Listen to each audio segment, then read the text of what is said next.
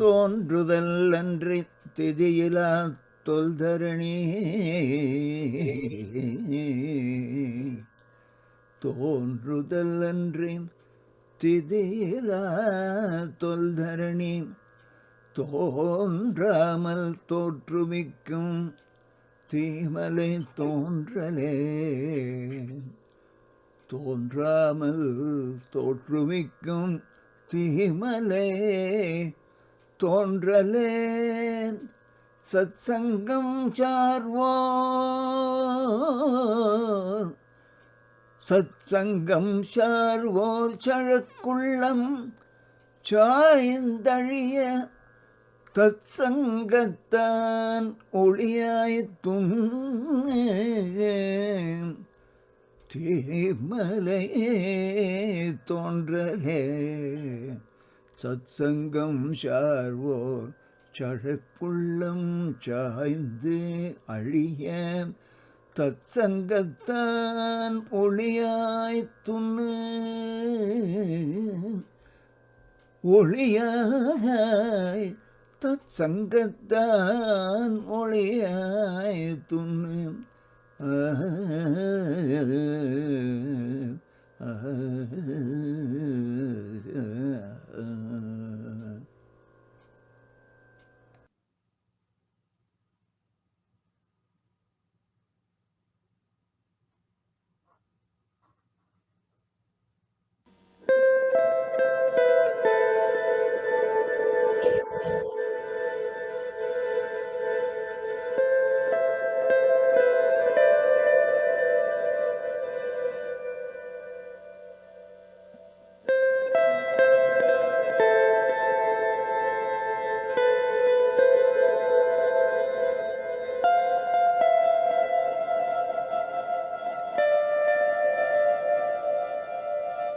Fiery mountain lord, who, not appearing before our eyes, caused this ancient world as a fleeting appearance to arise, so that the flawed minds of those who join our company may subside and fall and destroyed be, come as the light of self, existing as the one reality.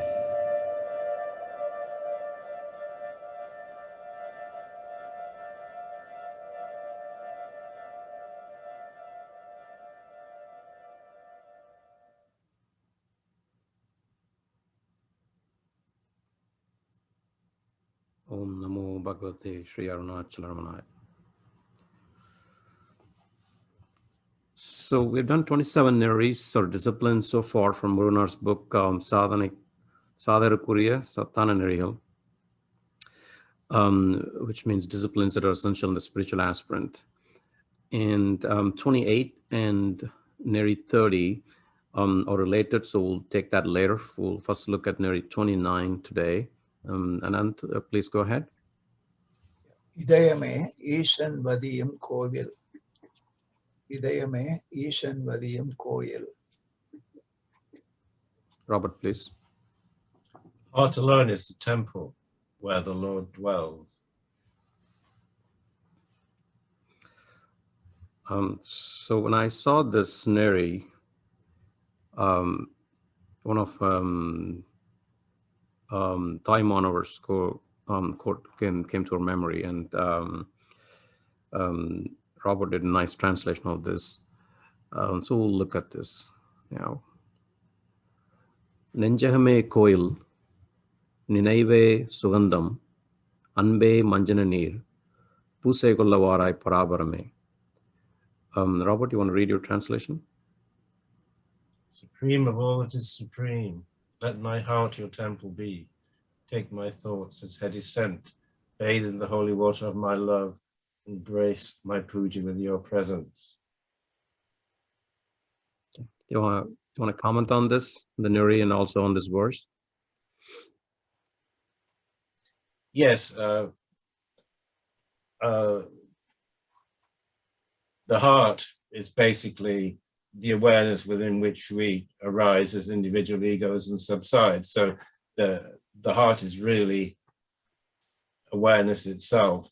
But in order to, if we want to worship or show our devotion to this aspect, then we need to worship it in some externalized form, but the real temple is our own awareness, within which after every thought we subside again and become one with the self. Right.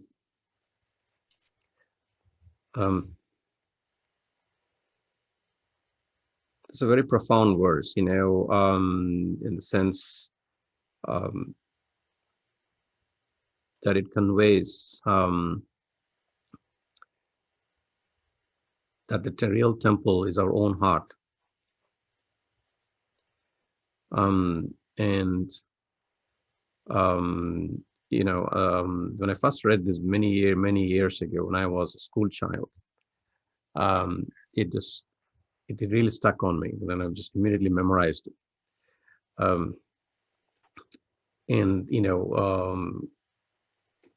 Years have gone, and it, I never forgot this verse. So this is a very profound verse. This is related to Muruganar's Neṟi. The heart alone is a temple where the Lord dwells. Does anyone else want to make any comment on this? Yeah, there is a similar verse from Tirumular in Thirumandaram. Ullam Perunkoil, Unudambu Alayam, Vallal Piranarku Vai Gopura Vasal, Tellathelindarku Shivan Shivalingam, Kallapulanayandum Kala Mani Vilakke. It's a similar thing, identifying the heart as the temple for Lord Shiva here. And the entire, the body is the actual temple itself, and so it describes the various aspects of that. Yeah, it's a very profound verse. This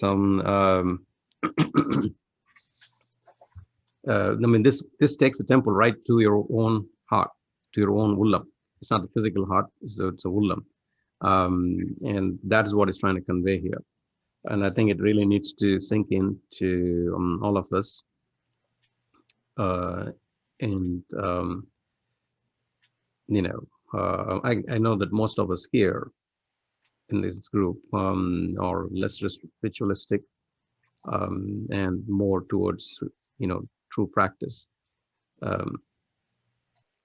Not that there is a big role for rituals, but that at some point you progress and focus more and more on practice, and let this Neṟi, let this principle sink in, that the heart alone is a temple where the Lord dwells. So let's go on to the next two Neṟis, which is 28 and 30.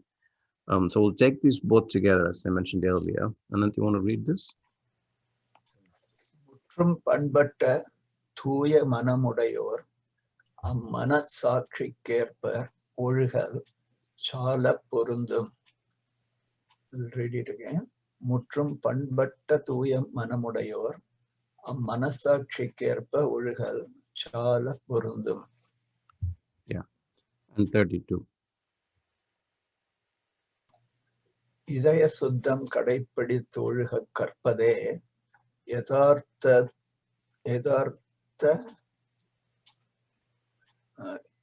is it Sadhu? Yeah, Yathartha Sadhukkal Karka Vendiya Mudar Padamam.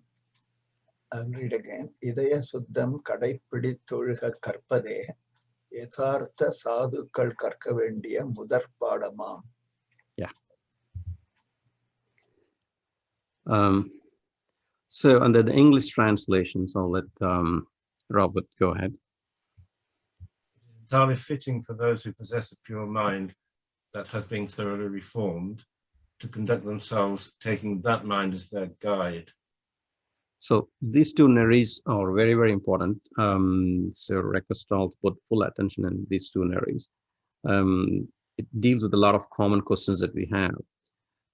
So here, for sake of emphasis, I'll read it again. It is entirely fitting for those who possess a pure mind that has been thoroughly reformed to conduct themselves, taking that mind as their guide. And in Neṟi 30, Muruganar says, go ahead, Robert, please. The first lesson that true sadhakas must learn is to conduct themselves with a firm resolve to maintain their purity of heart, which in here we take to mean the mind rather than, specifically the mind rather than the heart. Yeah. So both of these neṟis deal with the purity of mind. The mana shuddhi or chitta shuddhi. So there are multiple questions arise, and have frequent questions on these, on this particular topic. So we'll discuss this a bit in detail. And actually,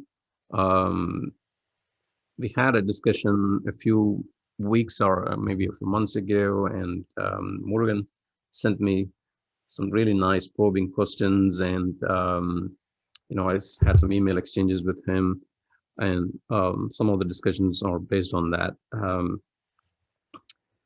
So we'll look at this here. So first question here is purification of mind necessary for self-investigation?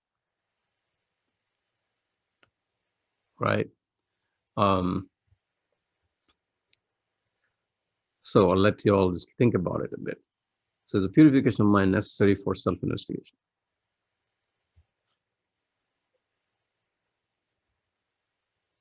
To answer this question, let's look at the verse from Sri Arunachala Pancharatnam, verse 3, where Bhagavan says, hey, Robert, you want to read that quote?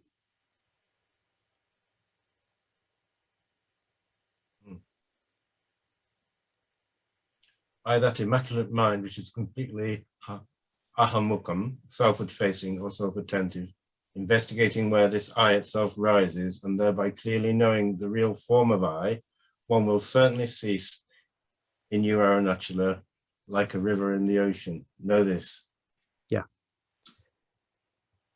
So by that immaculate mind, which is completely ahamukam or self-facing, and investigating where this I itself rises, and that way clearly knowing the real form of I, one will certainly cease in you, Arunachala, like a river gets lost in the ocean. No. So I'm bringing this verse up because of the word he used here, immaculate mind. The Tamil, he described it, he used the words, Amala maditannal aham idudan yengu elum endru ainde. So the key word that he's using is that we really need an Amala Madi, or an immaculate mind, to practice self-investigation. So a purified mind is necessary for self-investigation. So the answer is yes. Okay. And here Bhagavan is making it very clear in this verse. The next question that comes up is, why is purification of mind necessary? And Robert brought to my attention the recent discussion of this by Michael, and I also looked at some of Michael's quotes, and we'll bring this here to to discuss this further. So why is purification of mind necessary?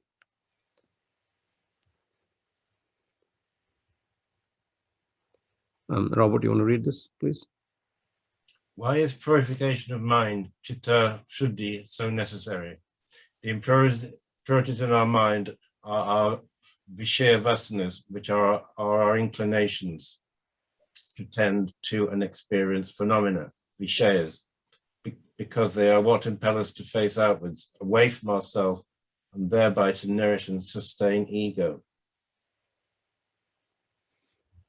So the impurities in our mind are the Vishaya vasanas, which are inclinations to attend to and experience phenomena. That is all Vishayas. Because they are what impel us to face outwards, away from ourselves, and thereby to nourish and sustain the ego. And go ahead, please. Therefore, what is called purification of mind is just reduction in the strength of our Vishaya vasanas, so we can go deep in the practice of self-investigation and self-surrender, only to the extent that our mind is purified. This is such a simple and self-evident truth that it should be clear to anyone who has studied Bhagavan's teachings and tried to put them into practice.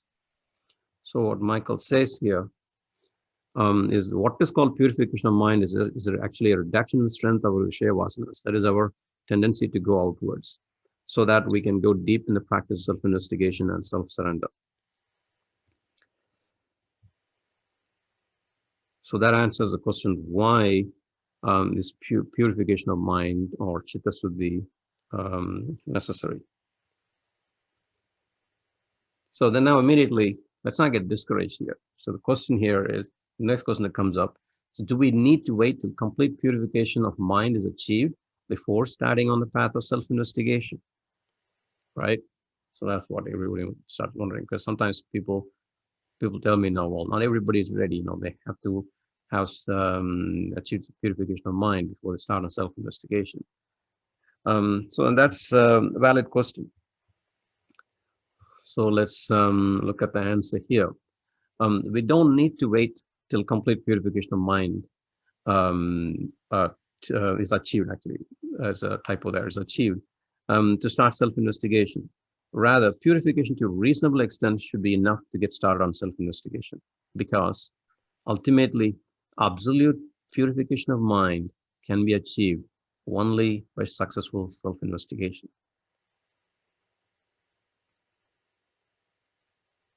And this is an important point, which Robert, brought this up repeatedly, when we were discussing this yesterday. So because absolute purification of mind can be achieved only by successful self-investigation. So we do not need to wait till complete purification of mind is achieved. So all we need is, as long as it's reasonably purified, we plunge in and get started on a practice of self-investigation or atma-vichara.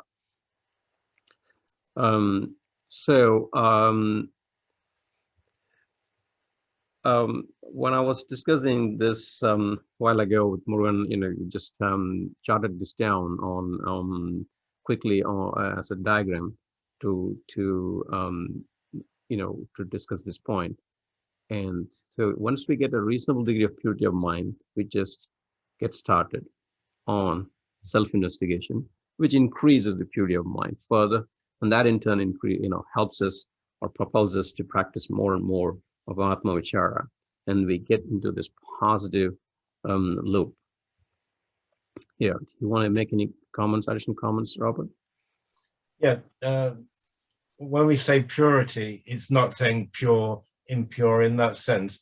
Purity is just the tendency of the mind not to wander and to stay focused on. So if we start getting into issues of purity, we get into moral issues of what's good and what's bad. Right. Are we doing it well or are we doing it badly? Not that purity we're talking about, yeah. But the purity simply means the remaining focused on self-awareness, so that when the mind wanders off, we see it wandering and we pull it back, which we gradually become more and more centered in self-awareness. And that centering in awareness of your own being is the purity. It's not, we're not looking at moral issues of this is bad, this is good. If we start doing that, then we'll get into a whole morass and moral dilemmas about whether what we're doing is right or wrong. So this purity is actually a focus on self-awareness away from the ego, which draws us outwards towards other things. Right. So it's a broader term, right? So the purity of mind is basically means our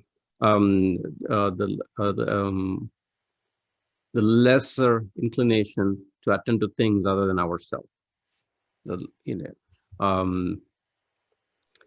And So this is what we call a include the virtue. manuscript also, but it's much more broader than that, right? It's much broader than that. So it's attending the less and less we have an inclination to attend to things other than ourselves. That means our mind is more and more pure. Does that capture what you're trying to say?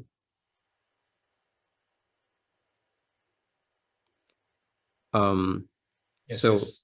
yeah. So now let's look at another question that comes up is, then how can we identify if we have a reasonable degree of purity of mind to get started on self-investigation, right? So that's the next question that comes up. Okay, you're saying if it's reasonably pure, I can get started, but how do I know it is reasonably pure that I'm ready? But this is an important question, right? People, a lot of times, here I'm Houston, we run the satsangs for almost 10 years now. There are so many people I walk into, you say, oh, Ramana Maharshi, so you all are running Ramana Center. Ramana is great, but I don't want to come because I don't think I'm ready.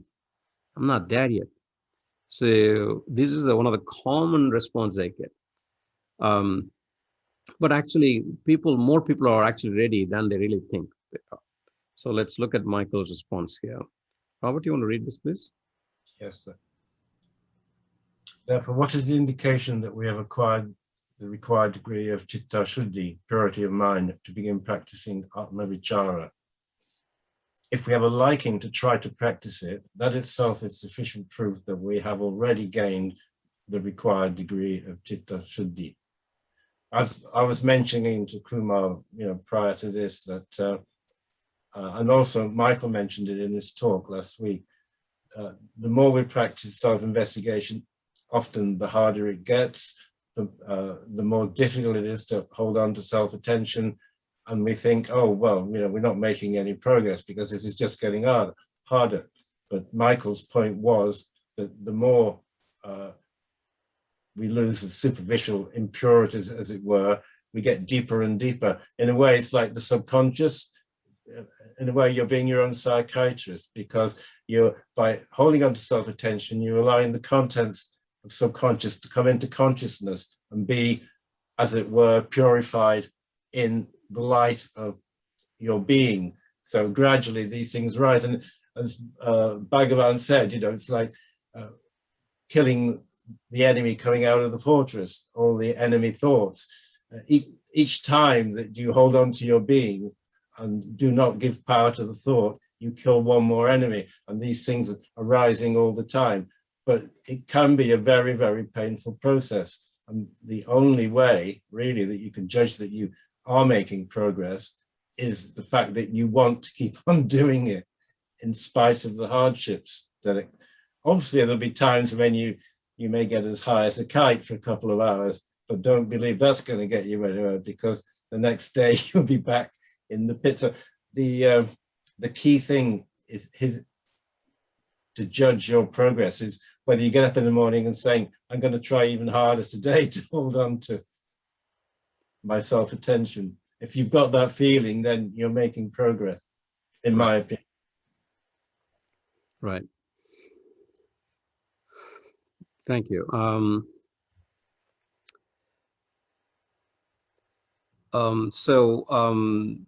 Going back to the Neṟi 30, to sum this up, what Muruganar is saying is the first lesson that the true sadhakas must learn is to conduct themselves with a firm resolve to maintain the purity of heart. So obviously they have some purity of heart. That's why they are a sadhaka to begin with, right? That's why they got into this journey. But then they have to have that firm resolve, to maintain it. Another thing that really struck me here in this Neṟi is the Muruganar used the word, the first lesson, the most important lesson, that you cannot, you just don't want to give up. You got to have the firm resolve to maintain the purity of the heart that propelled you into this to begin with. Also, you might say that people think the first lesson is to carry out certain pujas and kriyas and things and get those perfect before they start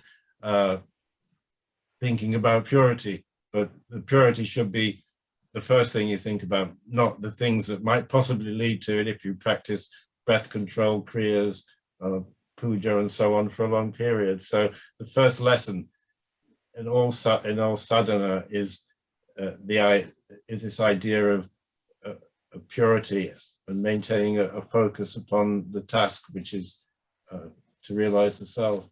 Exactly. This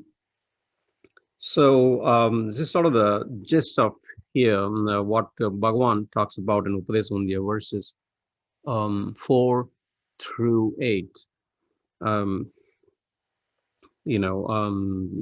then in those verses, he actually arranges, he discusses purification of mind, and he talks about the different practices that are helping in purification of the mind.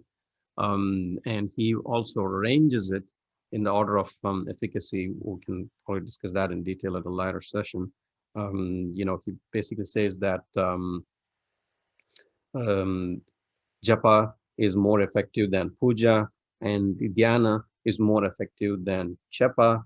And finally, in verse 8, he concludes that self-investigation or atma-vichara, he uses the word ananya bhava, is more effective than any of the other methods in purifying the mind. And that's what we discussed this here today in detail. So does anyone have any questions on this?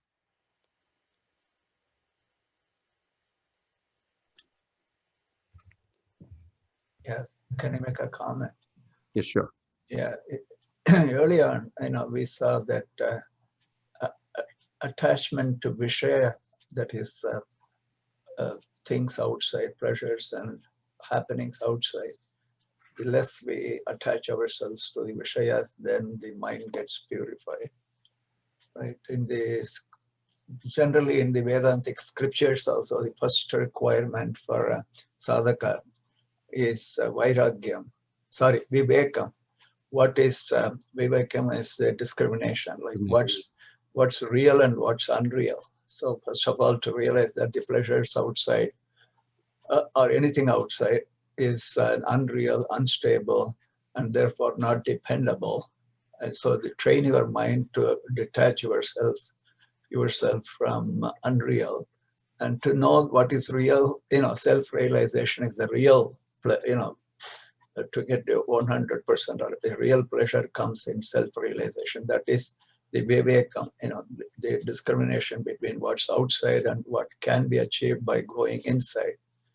And then the next one is automatically vairagyam, which is to detach yourself from, once you have understood it intellectually as a necessity, then vairagyam is the actual practice of withdrawing yourself from the external objects as much as possible. So people going to forests and other things are, external maneuvers, to accomplish that, but you don't have to. So if you can mentally be strong enough to withdraw yourself from, early on, Kumar, you mentioned about some of the disciplines like, cutting our, spending time on watching TV, etc. All those things are part and parcel of your vivekam and vairagyam being, right. The first two. And then automatically, then there are several other specific steps, that are prescribed to accomplish more purity of mind, which will be, like shama, dhamma, pranayama, pratyahara, and so on. So the yogic, the Raja Yoga, Patanjali Sutra, way where you can control your breath and then withdraw from things and be steady in dhyana, etc., etc. So this is very similar to what's being said here, but some theoretical knowledge of, especially the uncertainty of things outside, which actually stares at us at all times. We see, for example, people dying, so commonly, but the vivekam, the actual sinking of that fact into your mind, should be so strong that it helps to go inward.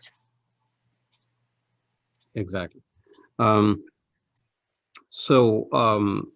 Yeah, well, as I said, there are other purification methods.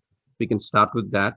But then the moment you get even a little bit of attraction to self-attention, that's it. That means you're ready. That is a key point they want to do with it. Yeah, that's The moment you do not want to wait, you do not want to waste time on all the other practices. They are all good practices.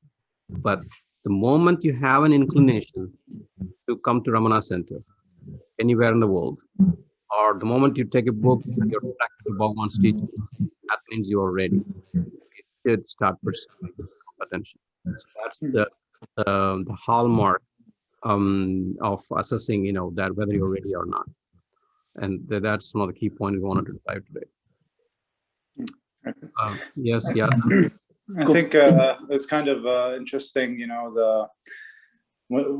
that it's mentioned that it's the very first lesson and is this purity of heart. And I think it's not a coincidence. This is, I think, a very universal thing. And in the spiritual pursuit, you cannot, have an impure heart and still want to do this. The two cannot, to be very worldly and then still say, I wish to pursue being spiritual and go out. The two are not, they cannot occupy the same space.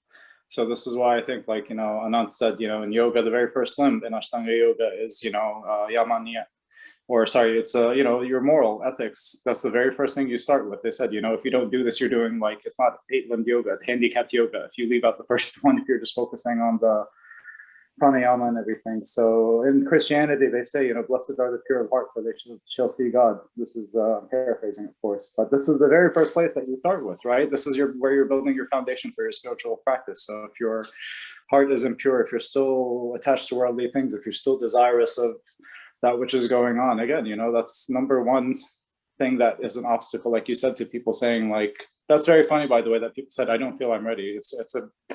Reminds me of the time that somebody came to Bhagavan and said, I don't believe that I'm qualified to study non-dualism or Vedanta. And, he said, very famous, I'm sure everybody knows the story. He said, did you just say I? Then you were qualified. Kind of that's the...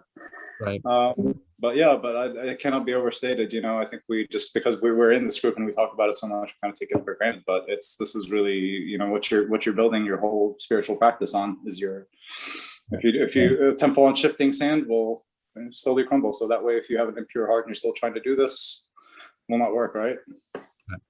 So that is, it touched a broad perspective on this. And it's been an issue, but right from Bhagavan's times, that the people not having that confidence. So first is a pure mind is necessary, and that's what brings them to Bhagavan to begin with, whether when he was in the body or now. And that's what brings them to Bhagavan. And once they are brought to Bhagavan, that means they're ready. And then they should just continue to pursue that. That means they're pure enough, and they should continue to pursue self-investigation, and continue to maintain the purity of mind, which brought them to Bhagavan to begin with.